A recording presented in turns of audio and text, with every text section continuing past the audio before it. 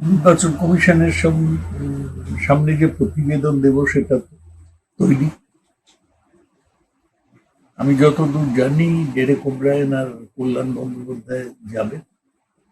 ওরা সম্ভবত আজই দিল্লি যাবেন, কালকে কোনো সময় যাবেন। এই মুহূর্তে রাজ্য রাজনীতিতে সবথেকে বড় প্রশ্ন হচ্ছে তৃণমূল কার, তৃণমূলের প্রতীক দলীয় তহবিল শেষ পর্যন্ত কার দখলে থাকবে। আগামীকাল জাতীয় নির্বাচন কমিশনের দুপক্ষকেই জবাব পেশ করতে হবে।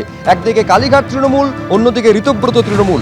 সময়ও বেঁধে দিয়েছে জাতীয় নির্বাচন কমিশন। কাল বিকেল 5:30টার মধ্যে দুই তৃণমূলের কাছে নথি সহ জবাব তলব করেছে কমিশন।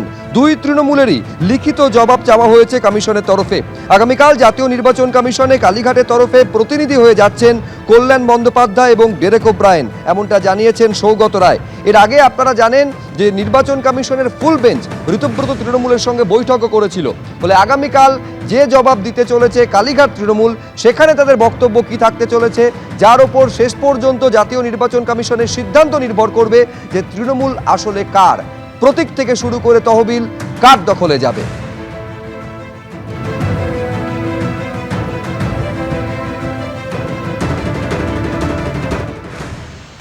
নির্বাচন কমিশনের সামনে যে প্রতিবেদন দেব সেটা তৈরি। আমি যতদূর জানি ডেরেক ওব্রায়েন আর কল্যাণ বন্দ্যোপাধ্যায় যাবে। ওরা সম্ভবত আজই দিল্লি যাবেন, কালকে কোনো সময় যাবেন। দুপক্ষই দাবি করছে যে তারাই আসল তৃণমূল। এর আগে আপনারা জানেন যে ঋতব্রত তৃণমূলের সঙ্গে জাতীয় নির্বাচন কমিশনের বৈঠক হয়, যেখানে 9 জন প্রতিনিধি ঋতব্রত তৃণমূলের তরফে উপস্থিত ছিলেন। 10 জন তারা গেছিলেন দিল্লিতে উড়ে, তার মধ্যে জাতীয় নির্বাচন কমিশনের ফুল বেঞ্চ বৈঠক করেছিলেন। আর এবার এই কালীঘাট তৃণমূলের তরফে আগামীকাল ডেরেক ওব্রায়েন যাচ্ছেন এবং কল্যাণ বন্দ্যোপাধ্যায় যাচ্ছেন বলে সৌগত রায় জানিয়েছেন। লিখিত জবাব সহ যাবতীয় নথি তাদের তরফেও পেশ করা হবে। সময় বেঁধে দেওয়া হয়েছে আগামীকাল বিকেল 5:30টা।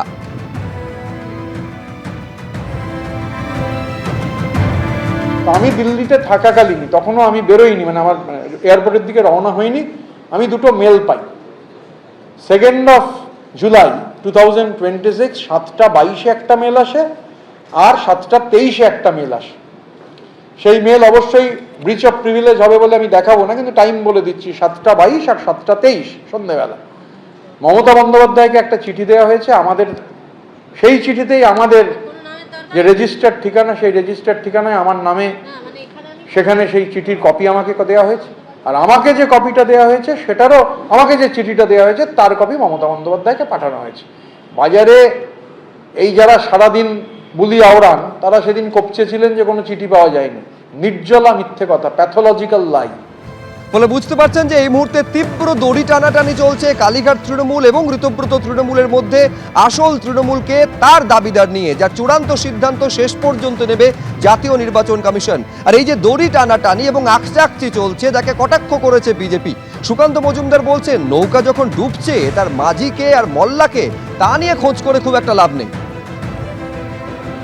এখন তৃণমূল কংগ্রেসের যা অবস্থা, সে আর তৃণমূল না কে তৃণমূল, এই নিয়ে লড়াই চলছে। মানে কালীঘাট তৃণমূল না ঋত তৃণমূল, কেউ তাকে আবার মার্ক্সবাদী তৃণমূলও বলছে।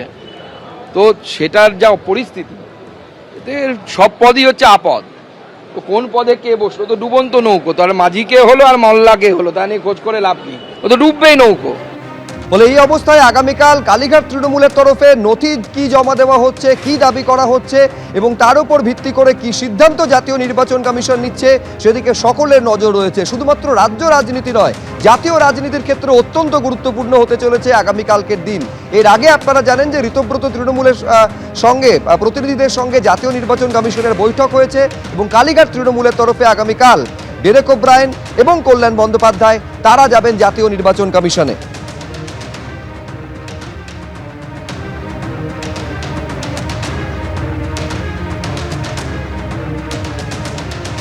এবিপি আনন্দ, এগিয়ে থাকে, এগিয়ে রাখে।